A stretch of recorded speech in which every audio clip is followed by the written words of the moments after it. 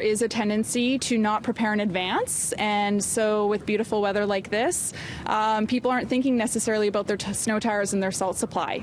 The weather has been very beautiful. It's so nice that, frankly, I don't really need this or this. But make no mistake, winter is coming, and the city of Vancouver says it's prepared, even though forecasters are expecting a fairly mild season. Typically, our biggest challenge is actually the weather that we're not expecting. So we're continually monitoring the forecast, but every once in a while, the forecast actually throws us for a bit of a loop. It's meant to be nice, and all of a sudden, the snow falls.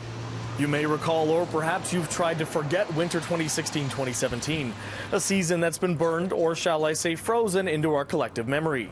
Historic volumes of snow and ice blanketing the city, straining resources as retail salt supplies dried up, leaving desperate residents lined up for some of the municipal supply, which also nearly ran out. We didn't have the guaranteed salt supply in the volume that we do now. The city now says it's ready with double what would be needed on an average year, with options to get more.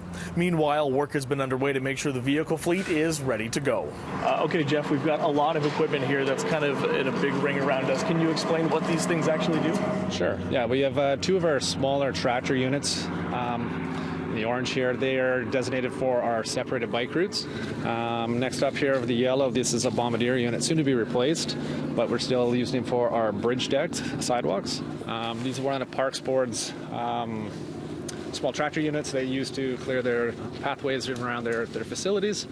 We have a single axle brine unit used to pre-treat all our major routes. We have a bobcat or skid steer outfitted with a front-mounted snowblower used to clear large snow drifts and snow accumulations. We have a tandem axle salter here, front end plow. It is basically our workhorse of the fleet. It tends to all our arterial routes, emergency routes, and transit routes. And Jeff, just over here, I see we've got this red unit right over here. That one's for the Grandview Highway, right? Not quite.